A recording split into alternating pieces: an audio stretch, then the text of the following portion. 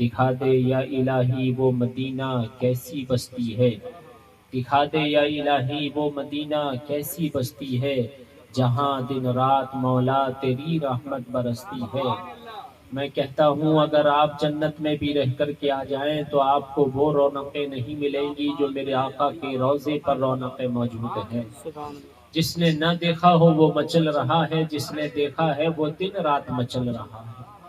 اور اللہ کا فضل و کرم تو دیکھو کہ جس نے دیکھ لیا اور محبت کی نگاہ سے دیکھ لیا، وہ میں اپنی بتا رہا ہوں، آپ کی تو نہیں۔ اس میں بہت سارے لوگ ایسے ہیں، ہمارے حاجی صاحب بھی موجود ہیں اور لوگ بھی ہیں جو زیارت کر کے آئے ہیں۔ اپنی بتا رہا ہوں کہ سال میں کم سے کم 100 راتیں ایسی گزرتی ہیں کہ رات میں جب میں خواب بستر پر ہوتا ہوں تو کبھی مدینۃ المنورہ میں ٹہل رہا ہوتا ہوں تو کبھی مکہ المکرمہ میں سبحان اللہ۔ اور رات تو کمال ہی ہو گیا کہ جب میں خواب بستر میں تھا تو میں حج کر رہا تھا۔ سبحان اللہ، سبحان اللہ مجھے اللہ۔ حج کی سعادت سے مالا مال فرما۔ آمین۔ اور بتاؤں وہ ایسے شہر ہیں کہ جس کی تعریفیں اللہ نے خود فرمائی ہیں، لا اقسم بہذا البلد، اے محبوب قسم ہے ہمیں اس شہر کی جس میں آپ جلوہ گر، جس شہر کی قسم رب کھا رہا ہو وہ کتنے معتبر شہر ہوں گے۔ ایسے شہر ہیں بڑے بڑے بادشاہ، بڑے بڑے علماء، بڑے بڑے اولیاء، اصفیاء، اتقیاء، ائمہ ان شہروں میں پہنچ جاتے ہیں تو سر کے بل چلنے کی کوشش کرتے ہیں۔ ایسے شہر ہیں، آؤ میں تم کو بتاؤں، ایسے ایسے بادشاہ جو سونے کے مکٹ لگاتے تھے، اور جب ان کے دل میں جستجو جاگی کہ ہم بھی حج کر کے آئے، پہنچے شہر مکہ۔ حج کرنے کے لیے مزدلفہ میں پہنچے، حاجی صاحب گواہ ہیں۔ مزدلفہ میدان ایک ایسا میدان ہے شہر مکہ میں جہاں کوئی بلڈنگ نہیں، کوئی خیمہ نہیں، کوئی تمبو نہیں، کوئی ٹینٹ نہیں، کوئی مکان نہیں، کوئی دکان نہیں، کوئی پارک نہیں، صرف روڈ ہی روڈ ہے، صرف روڈ ہی روڈ۔ وہ سیٹھ، وہ امیر زادہ جو اپنے گھر بہترین بستروں پر سوتا ہے، جب وہ حج کرنے جاتا ہے مزدلفہ میں روڈ پر بغیر بستر کے پوری رات گزارتا ہے۔ امیر اور غریب سب کے سب بغیر بستر کے روڈ پر پڑے ہوتے ہیں پوری رات، اور کہہ رہے ہوتے ہیں لبیک اللہم لبیک، لبیک اللہم لبیک۔ یہ کیسے شہر ہیں آؤ میں تم کو بتاؤں۔ بڑے بڑے امیر زادے اپنی امیری اپنے ملک میں چھوڑ کر، اپنی اولادیں اپنے ملک میں چھوڑ کر، اپنا پریوار چھوڑ کر، اپنا خاندان چھوڑ کر، اپنا سرمایہ چھوڑ کر، کھیت و کھلیان چھوڑ کر، کاروبار چھوڑ کر، ساری چیزیں چھوڑ کر پہنچ گئے شہر مکہ۔ لبیک کی صدائیں بلند کرنے لگے، اپنے جسم سے کپڑے اتار دیے ہیں، زیب و آرائش کے سارے ساز و سامان اتار دیے ہیں، دو بدی کی چپل پہنے ہوئے ہیں، جسم پر ایک چادر اوپر ہے، ایک چادر نیچے ہے، نہ خوبصورت ٹوپی ہے، نہ خوبصورت امامہ ہے، نہ خوبصورت لباس ہے۔ غریب بھی دو ہی چادر باندھا ہے، امیر بھی دو ہی چادر باندھا ہے، غسل کر کے رب کی بارگاہ میں حاضر ہیں۔ کبھی مینا میں جا رہے ہیں، کبھی مزدلفہ میں جا رہے ہیں، کبھی عرفات میں جا رہے ہیں، کبھی سعی کر رہے ہیں، کبھی رمی کر رہے ہیں۔ چہرہ گردآلود ہے، 5 دن تک شہر کے باہر ہے۔ کتنے؟ 5 دن تک، اور تقریباً 2.5 دن تک احرام کی حالت میں رہتے ہیں۔ وہی کھانا کھا رہے ہیں جو غریب کھا رہے ہیں، وہی پانی پی رہے ہیں جو غریب پی رہے ہیں، وہی روڈ پر سو رہے ہیں جہاں غریب سو رہے ہیں۔ امیر بغل میں ہے، غریب بغل میں ہے، سب لیتے ہیں۔ بڑے بڑے بادشاہ بھی مزدلفہ میں روڈ پر پڑے ہوئے ہیں، بڑے بڑے غریب بھی، غریب مفلس محتاج سب روڈ پر پڑے ہوئے ہیں، اور کہہ رہے ہیں اللہ میں حاضر ہوں، اللہ میں حاضر ہوں، تیرا کوئی شریک نہیں ہے مولا، حمد تیری ہے، تعریفیں تیری ہے، نعمتیں تیری ہے، ملک تیرا ہے، لبیک اللہم لبیک۔ اللہ نے جب اپنے بندوں کی صداؤں کو دیکھا، اللہ نے جب دیکھا میرا بندہ امیر تھا، میرا بندہ غریب تھا، اپنے ملک میں دولت چھوڑ کر آیا، اولاد چھوڑ کر آیا، سرمایہ چھوڑ کر آیا، کاروبار چھوڑ کر آیا، دھندا چھوڑ کر آیا، اپنا علاقہ چھوڑ کر آیا، بستی چھوڑ کر آیا، خاندان چھوڑ کر آیا، اور آ گیا۔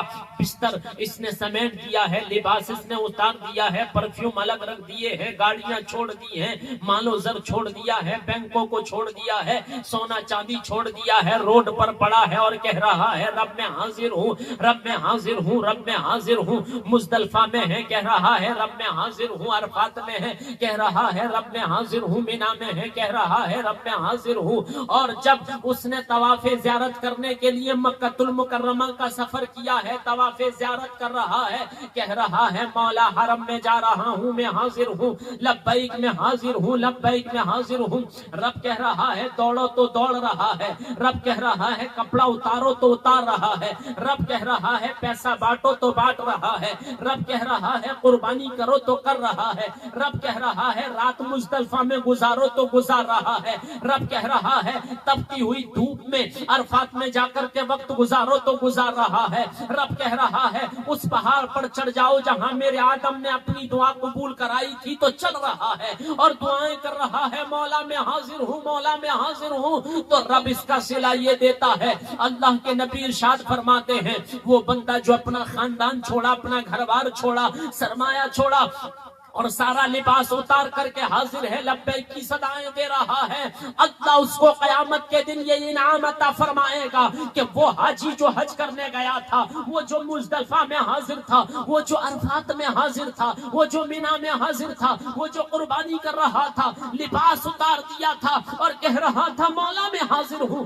مولا میں حاضر ہوں، رب اس کو قیامت کے دن یہ صلہ عطا فرمائے گا، اے میرے فرشتوں اس نے حج کیا تھا، ملک چھوڑا تھا، پریوار چھوڑا تھا، اولاد چھوڑی تھی، خاندان چھوڑا تھا، سب کچھ چھوڑ کر میرے حکم کے آگے سر جھکا دیا تھا اور کہہ رہا تھا مولا میں حاضر ہوں، مولا میں حاضر ہوں۔ جس دن یہ سب کر رہا تھا اس سے پہلے کے جتنے گناہ تھے سب معاف کر دیے جائیں اور اس کو ایسا کر دیا جائے جیسے ماں کے شکم سے آج ہی جنم لے کر کے آ رہا ہو، آج ہی جنم لے کر کے آ رہا ہو۔ اللہ کے نبی ارشاد فرماتے ہیں اے میرے صحابہ جو حج کر لیتا ہے گناہوں سے ایسا پاک و صاف ہو جاتا ہے جیسا آج ہی اس نے جنم لے لیا ہو۔ سبحان اللہ، سبحان اللہ، نعرہ تکبیر، اللہ اکبر، نعرہ تکبیر، اللہ اکبر، نعرہ رسالت، یا رسول اللہ، نعرہ رسالت۔ یا رسول اللہ۔ اللہ کے رسول صلی اللہ علیہ وسلم جب مکہ المکرمہ سے ہجرت کر کے مدینہ المنورہ پہنچے،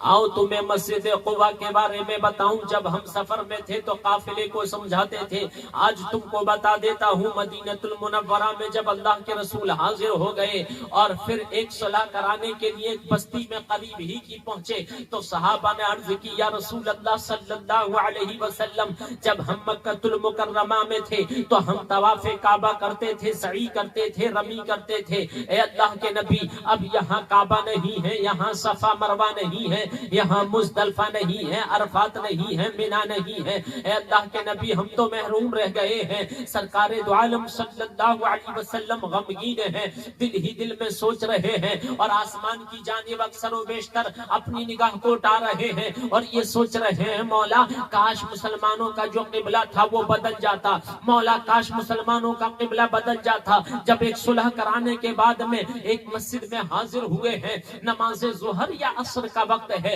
میرے نبی نے اپنی نماز شروع کر لی ہے، نیت کر لی ہے، اللہ اکبر کہہ کے 2 رکعت نماز ادا کر لی ہے۔ 2 رکعت نماز ادا کرنے کے بعد میں جب 4 رکعت کی نیت کر لی تھی تو 4 پر ہی نماز کو ختم ہونا تھا، 2 رکعت ہو گئی ہے۔ تمام صحابہ دیکھ رہے ہیں کہ سرکار دو عالم صلی اللہ علیہ وسلم نماز ہی کی حالت میں 2 رکعت پڑھ لی ہے۔ میں آپ کو بتاؤں نالج کے لیے، میرے سرکار دو عالم صلی اللہ علیہ وسلم نے 17 یا 18 مہینے تک مدینہ المنورہ میں جو نماز ادا کی ہے وہ فلسطین کی جانب بیت المقدس کی جانب رخ کر کے ادا کی ہے، لیکن 17 یا 18 مہینے کے بعد جب مسجد میں حاضر ہے، ایک چھوٹی سی جگہ تھی وہاں جماعت کرا رہے ہیں، 2 رکعت نماز پڑھ لی ہے، 2 باقی ہے۔ نماز ہی کی حالت میں جب گھوم گئے ہیں، صحابہ بھی گھوم گئے ہیں، نماز مکمل ہو گئی، صحابہ نے عرض کی یا رسول اللہ صلی اللہ علیہ وسلم کیا بات تھی، 4 رکعت نماز پڑھنی تھی، 2 رکعت تو آپ نے فلسطین کی جانب رخ کر کے پڑھی ہے، 2 رکعت آپ جو ہے کعبہ کی طرف یعنی مکہ المکرمہ کی جانب رخ کر کے ادا کر رہے ہیں، کیا بات ہے؟ سرکار فرماتے ہیں جب میں نماز میں تھا تو سوچ رہا تھا کاش کاش مسلمانوں کا قبلہ فلسطین والا کعبہ نہیں مکے والا کعبہ ہو جاتا. رب نے میری دعا کو نماز ہی میں قبول فرما لیا. جبریل امی آئے اور آیت کریمہ پڑھ کر سنانے لگے. قد نرى تقلب وجهك في السماء فلنولينك قبلة ترضاها فول وجهك شطر المسجد الحرام. اے محبوب ہم دیکھ رہے ہیں بار بار آپ کا آسمان کی طرف رخ کرنا، ان قریب آپ کا قبلہ خانہ کعبہ بنا دیا جائے گا. محبوب نماز ہی کی حالت میں گھوم جاؤ، جدھر تمہاری منشا ہے رب اپنی عبادت ادھر ہی کروا. سبحان اللہ سبحان اللہ. ادھر تمہاری رضا رب کی رضا ادھر ہے. میرے سرکار نے اپنا رخ خانہ کعبہ کی جانب مکۃ المکرمہ کی جانب گھما لیا. اسی جگہ آج ایک مسجد بنی ہوئی ہے مدینہ المنورہ میں، جس کو مسجد قبلتین کہتے ہیں. کیا کہتے ہیں؟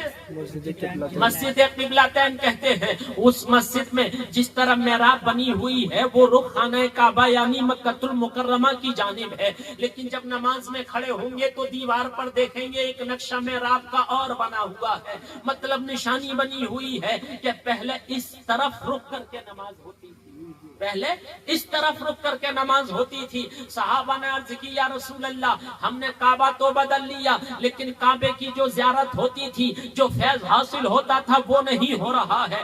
ابھی مسجد نبوی شریف تعمیر نہیں ہوئی ہے. میرے سرکار ابھی نئے نئے مدینہ المنورہ پہنچے ہیں. صحابہ عرض کرتے ہیں یا رسول اللہ ہم تو حرم شریف سے محروم ہو گئے ہیں، خانہ کعبہ سے محروم ہو گئے ہیں، صفا مروہ سے محروم ہو گئے ہیں. یا رسول اللہ جب جی چاہتا تھا طواف کعبہ کر لیتے تھے، جب جی چاہتا تھا عمرہ کر لیا کرتے تھے. یا رسول اللہ ہم تو یہاں محروم ہو گئے ہیں. میرے سرکار نے ایک مسجد کی نیب رکھی اور فرمایا میرے صحابہ یہ میں مسجد بنا رہا ہوں، تم یہاں آنا اور 2 رکعت نماز اگر ادا کر لو گے تو اللہ تمہیں ایک عمرہ کا ثواب عطا فرمائے. سبحان اللہ. کہاں؟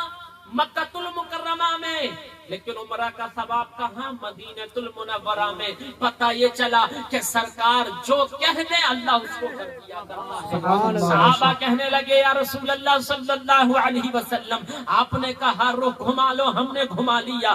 آپ نے کہا یہاں عمرہ کا ثواب ہے، ہم آتے ہیں عمرہ کا ثواب پا لیتے ہیں. یا رسول اللہ آپ جو کہہ دیتے ہیں ہمارے لیے کافی ہے. ہماری جان بھی آپ پر قربان ہے، ہمارا مال بھی آپ پر قربان ہے، ہماری اولاد بھی آپ پر قربان ہے. آقا نے فرمایا اے میرے صحابہ میں نے رخ گھما لیا، تم نے کیوں گھما لیا؟ میں نماز میں گھوم گیا، تم کیوں گھوم گئے؟ صحابہ کہنے لگے یا رسول اللہ آپ نماز پڑھتے ہو ہم آپ کے پیچھے پڑھتے ہیں، آپ روزہ رکھتے ہو ہم آپ کے ساتھ روزہ رکھ لیتے ہیں، آپ قرآن سناتے ہو ہم اس کو پڑھتے اور سنتے اور سناتے ہیں. یا رسول اللہ آپ اللہ کی وحی سناتے ہو ہم سینوں میں محفوظ کر لیتے ہیں.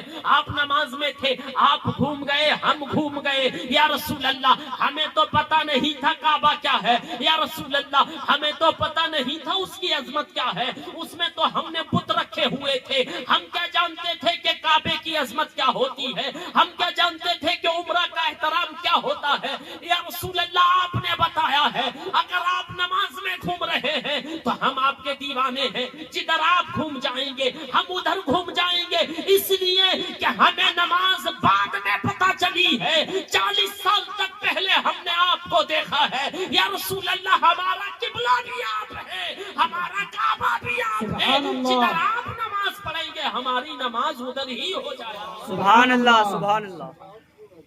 مسجد قباء کیا نام ہے؟ مسجد قباء. مسجد نبوی شریف سے بھی پہلے اس مسجد کی نیو رکھی گئی. مدینہ المنورہ میں مسجد نبوی شریف سے تقریباً 5 کلومیٹر کی دوری پر یہ مسجد موجود ہے جس کو مسجد قباء کہا جاتا ہے. اس مسجد میں جا کر اگر کسی نے نماز پڑھی، چاہے وہ وقتی نماز ہو، چاہے وہ نفلی نماز ہو، چاہے وہ قضا نماز ہو، اللہ تعالیٰ اس مسجد میں نماز پڑھنے پر ایک عمرہ مقبول کا ثواب عطا فرماتا ہے. یہ اللہ کے نبی کا فرمان ہے. مسجد قبلتین بھی مدینہ المنورہ میں موجود ہے. لوگ وہاں جاتے ہیں، نوافل ادا کرتے ہیں، وقتی نماز پڑھتے ہیں اور پھر رب سے دعائیں کرتے ہیں کہ اللہ ہماری دعا کو قبول فرما لے، کیونکہ یہاں تو نے اپنے محبوب کی دعا کو قبول فرمایا تھا. اب میں طائف کے بارے میں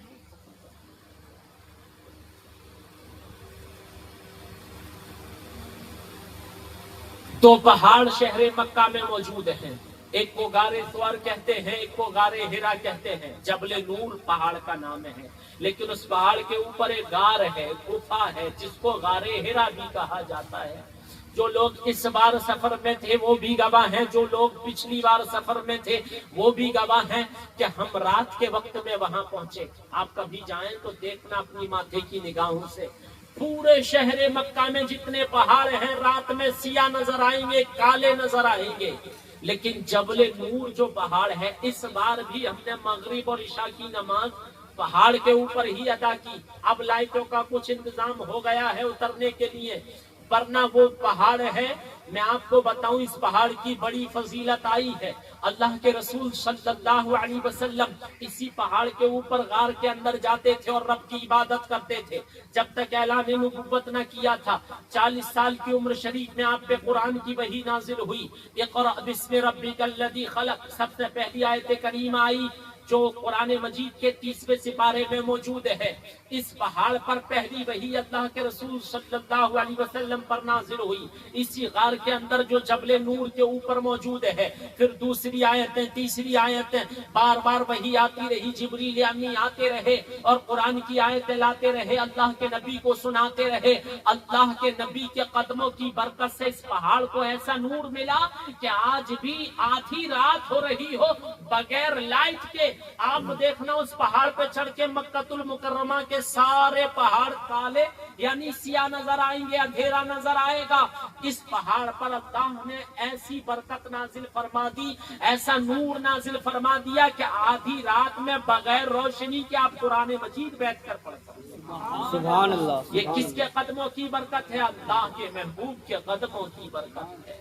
وہ شہر طائف، جیسے ہمارے یہاں ہندوستان اور اگل بغل کے ملکوں میں کشمیر مشہور ہے، حالانکہ ابھی ایک حادثہ وہاں پر ہوا، ہم غم کا اظہار کرتے ہیں اور دعا کرتے ہیں مولا تعالیٰ ان سب کو نست و نابود فرما دے جنہوں نے یہ وہاں پر بدتمیزی کی اور یہ حرکت کی کہ ہمارے ملک کے باشندوں پر ظلم ڈھایا، ان کی جانیں لے لی۔ ہم غم کا اظہار کرتے ہیں۔ جیسے ہمارے پڑوسی اور ہمارے ملکوں میں کشمیر ایک بڑا مشہور جگہ ہے، بہت طبیعت خوش ہوتی ہے انسان کی اگر کشمیر جائے۔ ملک عرب میں جتنے عرب ملک ہیں سارے ممالک میں طائف وہ جگہ ہے کہ جہاں عرب کے لوگ دوسرے ملکوں کے بھی لوگ، کیونکہ عرب میں تقریباً 56 ملک آتے ہیں، تو وہ سارے ممالک کے لوگ جب سیر کرنے کا ارادہ کرتے ہیں تو شہر طائف جاتے ہیں۔ کہاں جاتے ہیں؟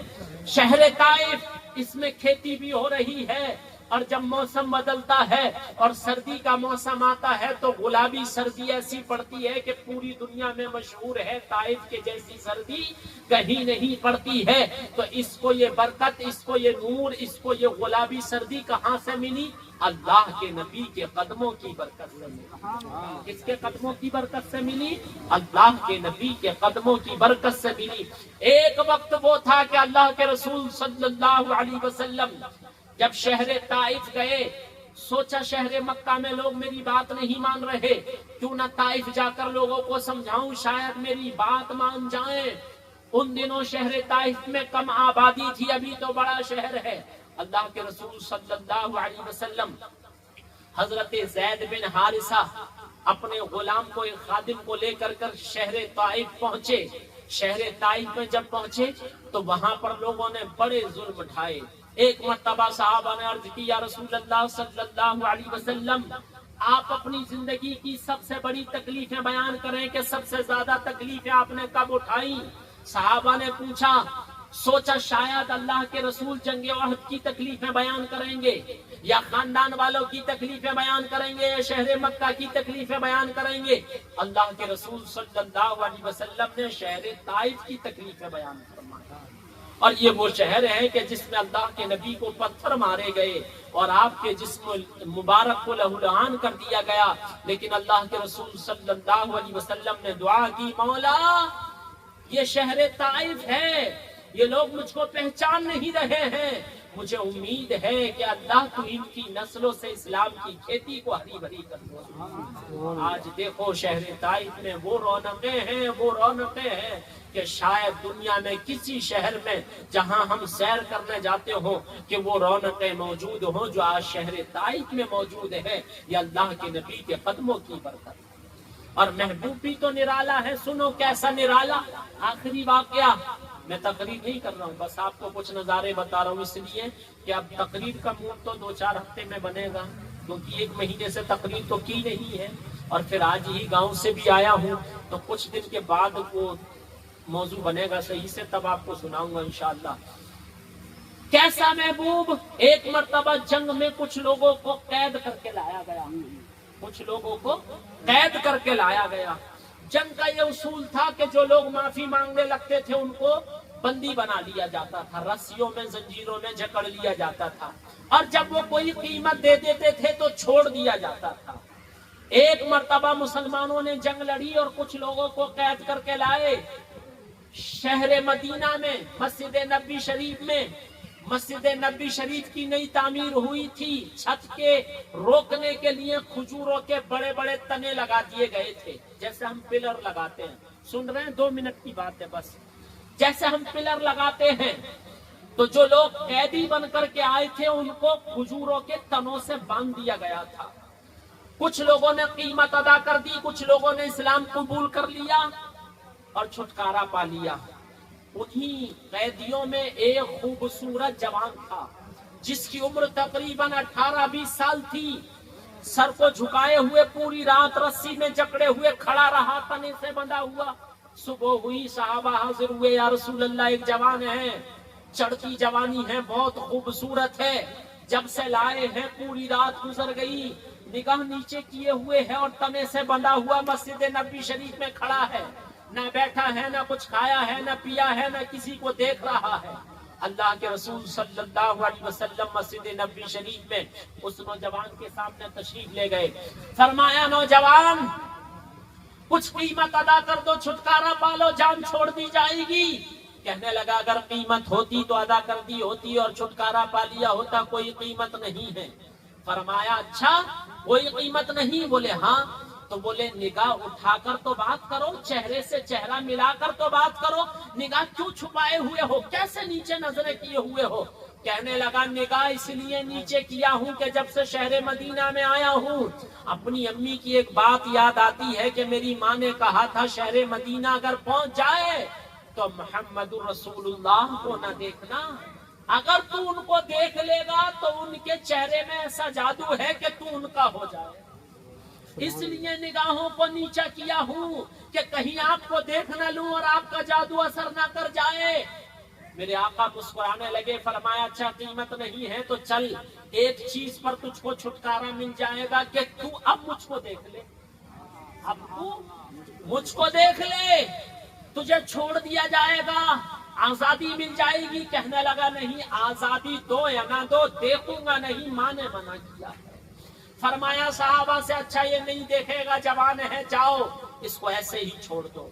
صحابہ میں رسی ہاتھ کی کھولتی، وہ جانے لگا مسجد نبی شریف کے، جب باہر چلا گیا تو سوچنے لگا کتنے رحم دل ہیں، پہلا قیمت مانگ رہے تھے میں وہ بھی نہیں دیا، پھر کہا اچھا دیکھ لے تو چھوڑ دوں گا، میں نے دیکھا بھی نہیں، پھر بھی چھوڑ دیا، کہا اچھا جا تیری مرضی، چلا جا، آزاد کر دیا، تو اب چھوڑ دیا ہے، بہت دور آ گیا ہوں، شاید اب جادو اثر نہ کرے تو دور سے ایک جھلک دیکھ لوں۔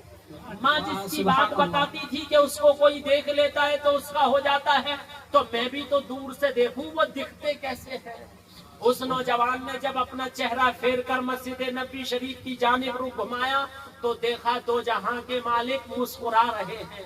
جب مسکراہٹ پر نظر پڑی تو دوڑ آیا، کہنے لگا ماں سچ کہتی تھی، جو آپ کو دیکھ لیتا ہے آپ کا سبحان اللہ، سبحان اللہ۔ اب آپ کا غلام بننے کو پوری زندگی تیار ہوں پر شہر مدینہ چھوڑنے کو تیار نہیں۔ زید بن حارثہ کے بارے میں آپ کو بتاؤں، یہ سرکار کے غلام کہے جاتے ہیں، خادم کہے جاتے ہیں، ان کی عمر تقریباً 8 یا 10 سال تھی۔ ایک بازار یا میلے میں گم ہو گئے اور کسی طرح بیچنے کے بعد خرید و فروخت ہوتے ہوتے شہر مدینہ تک پہنچے۔ جب شہر مکہ تک پہنچے، جب شہر مکہ میں پہنچ گئے، امی خدیجہ نے ان کو خرید لیا اور سرکار کی خدمت میں پیش کر دیا۔ جوان ہو گئے، 17 یا 18 سال عمر ہو گئی۔ ان کے والدین کو پتا چلا کہ وہاں پر موجود ہیں، آ گئے شہر مکہ۔ زید بن حارثہ کے تلاش کرتے کرتے پہنچ گئے اور دیکھ بھی دیا۔ کہنے لگے بیٹے تم کو لینے آئے ہیں، تمہارے چاچا ہیں، تمہاری امی ہیں اور تمہارے ابو ہیں۔ کہا نہیں، میں جن کا غلام ہوں، جن کی خدمت کرتا ہوں، ان کو چھوڑ کر جانے کو تیار نہیں۔ آقا کریم صلی اللہ علیہ وسلم کو خبر پہنچائی گئی، سرکار تشریف لائے۔ زید بن حارثہ کے والدین کہنے لگے کچھ قیمت لے لیجئے، ہمارے بیٹے کو آزاد کر دیجئے، یہ آپ کا غلام ہے۔ سرکار فرماتے ہیں زید کو کھڑا کر دیا جائے درمیان میں، ادھر میں کھڑا ہوں، ادھر آپ کھڑے ہو جاؤ، آپ امی ہو اور ابو ہو اور چاچا ہو، خاندان والے ہو، زید جس کو چن لے گا وہی اس کا خاندان ہوگا۔ حضرت زید بن حارثہ کو کھڑا کر دیا گیا۔ اٹھتی جوانی ہے، 16 یا 17 سال آپ کی عمر کا ذکر کیا گیا ہے۔ اس وقت بچہ ماں باپ کو چنتا ہے ہر حال میں، لیکن جب زید بن حارثہ کو اختیار دیا گیا تو دوڑ پڑے، سرکار کے سینے سے لگ گئے، کہنے لگے اے امی اور ابو، میری جنت سے مجھ کو دور لے کر کے جا رہے ہو، اور پوری زندگی سرکار کی خدمت کرتے رہے۔ یہی زید بن حارثہ ہے کہ ان کا بیٹا جب سرکار نے شہر مکہ کو فتح کیا تو اپنی سواری پر اپنی پشت کے پیچھے بٹھا رکھا تھا، تو بچہ اچھل اچھل کر خوشی مناتا تھا کہ شہر مکہ فتح ہو گیا۔ لوگوں نے کہا شاید کوئی بڑے قبیلے کے سردار کا بیٹا ہوگا جو مختار کائنات کی سواری پر ساتھ بیٹھا ہے، تو کسی نے کہا نہیں، یہ آزاد کردہ غلام زید بن حارثہ کا بیٹا ہے۔ سرکار پوری دنیا کو بتا رہے ہیں کہ جو نبی سے محبت کرتا ہے اسے غلام یا آقا نہیں، مصطفیٰ کا دیوانہ کہا کرتا ہے۔ سبحان اللہ۔ یہ میرے سرکار کی عظمت ہے، یہ میرے سرکار کی شان ہے، اور غریبوں سے محبت ہے اور سرکار کے قدموں کی برکت ہے۔ آج جا کر دیکھو شہر مدینہ میں کیسی رونقیں ہیں، شہر مکہ میں کیسی رونقیں ہیں۔ ہر کوئی مچل رہا ہے کہ شاید میں مکہ چلا جاؤں، شاید میں مدینہ چلا جاؤں۔ یہ کہاں سے رونقیں مل گئی، یہ کہاں سے عظمتیں مل گئی شہر مکہ کو اور مدینہ کو؟ میرے سرکار کی قدموں کی برکت، میرے سرکار کے قدموں کی برکت ہے، ورنہ وہاں تو پہاڑ ہی پہاڑ تھے، پتھر ہی پتھر تھے۔ زمین تو ہمارے یہاں کی خوشحال تھی، لیکن اس کو خوشحالی یا عظمت کہاں سے ملی کہ میرے سرکار کے قدم وہاں پر پڑ گئے۔ اور جہاں جہاں قدم پڑے جاؤ، دیکھو جا کر قطاریں لگی ہیں۔ غار ہرا چلے جاؤ، غار ثور چلے جاؤ، طائف میں چلے جاؤ، مسجد قباء چلے جاؤ، قبلتین چلے جاؤ، مسجد جمعہ چلے جاؤ، احد چلے جاؤ، جس جگہ چاہے چلے جاؤ، قطاریں لگی ہیں دیوانوں کی۔ پوچھو کیوں کھڑے ہو؟ سرکار کے قدم یہاں پر پڑے ہیں، بس یہاں نفل پڑھنا چاہتے ہیں۔ جہاں سرکار کے قدم پڑے وہاں دیوانے اپنی پیشانی جھکانا چاہتے ہیں۔ دیوانوں مچل جاؤ اور دل میں امید رکھو کہ انشاءاللہ ایک دن ان کا بلاوا آئے گا اور ہم بھی مدینہ جائیں گے۔ انشاءاللہ رب کرم فرمائے گا اور ہم بھی حج یا عمرہ کی نیت سے مکہ المکرمہ جائیں گے۔ کیا دن ہوگا کہ لبیک کی صدائیں کہنے والوں کی صفیں بدی ہو اور ہم ان صفوں میں کھڑے ہوں۔ اللہ وہ دن ہم سب کو بھی دکھائے اور موت بھی شہر مکہ یا شہر مدینہ میں عطا فرمائے۔ ہمارے نائب صدر صاحب گئے، بڑی محنتیں کی انہوں نے، 10 دن میں 8 عمرہ بھی کی اور 2 پہاڑ پر بھی یہ چڑھے، جبکہ ایک پہاڑ پر چڑھنے میں غار ثور جس کو کہتے ہیں، جبل ثور بھی جس کو کہتے ہیں، پہاڑ کا نام جبل ثور لوگوں نے رکھا، غار ثور بھی اس کا نام رکھا۔ 3 گھنٹے چڑھنے میں لگے، پر ان کے اندر جوانی آ گئی، مجھ سے بھی تیز یہ چڑھے۔ جتنے بوڑھے تھے، اور سب سے ہائی اسپیڈ کس کی تھی میں آپ کو بتاؤں کیونکہ سب کالونی کے لوگ ہیں آپ، سونو شان محمد قادری کی امی کی اسپیڈ سب سے تیز تھی، اور سب سے پہلے وہ پہاڑ کی چوٹی پر پہنچے۔ جبکہ میں نے وزن تولا، ان کے اندر 25 کلو وزن تھا، کانٹے پہ رکھ کے میں نے ان کو تولا، 25 کلو وزن تھا۔ سارے جوانوں سے پہلے تقریباً ہم 70-80 لوگ تھے جو ہمارے ساتھ اوپر جا رہے تھے۔ سب سے پہلے وہ، اور ان کے بعد یہ، اور ہمارے ابو تھے وہ گاؤں سے آئے تھے وہ، یہ تینوں بزرگ پہنچے۔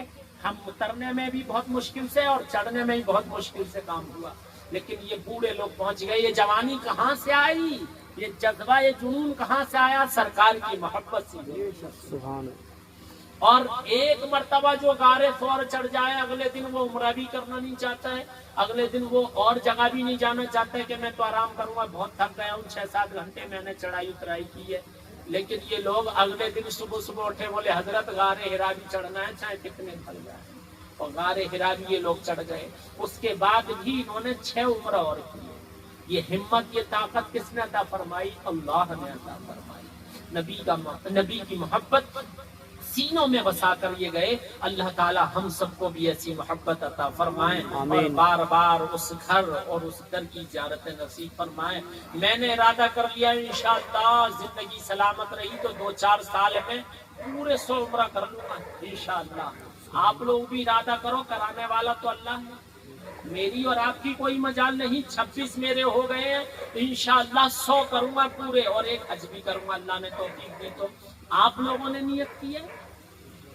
یہ نیت دولت مند نہیں کرتے ہیں، یہ نیت تو جو عاشق رسول ہے، جس کے دل میں اللہ کے رسول کی محبت ہے اور اللہ کا خوف ہے، وہ نیت کر لے۔ بلانا کام تو اللہ کا ہے۔ ابراہیم علیہ السلام نے جب کہا مولا میں پہاڑ کی چوٹی سے اعلان کروں کہ لوگوں یہاں حج کے لیے آؤ، طواف کعبہ کرو، تو آواز پہنچے گی کیسے؟ قرآن میں اس کا ذکر ہے۔ اللہ نے فرمایا تم اعلان کرو، اعلان پہنچانا تو ہمارا کام ہے۔ تو اللہ نے اس اعلان کو ایسا پہنچایا کہ آج پوری دنیا سے لوگ بے چین ہو کر جا رہے ہیں، کتنی تکلیفیں اٹھا رہے ہیں، کتنی پریشانیاں اٹھا رہے ہیں، بیمار جا رہے ہیں، کمزور جا رہے ہیں، لیکن جا رہے ہیں کیوں؟ کیونکہ اللہ نے ان کے دلوں میں یہ محبت حج کی عطا فرما دی ہے۔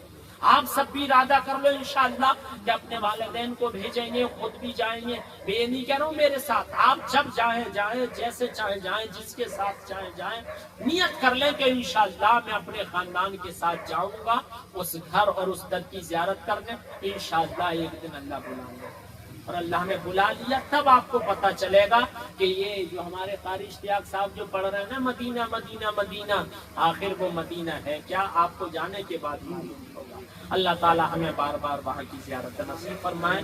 صدر صاحب کی اس محفل کو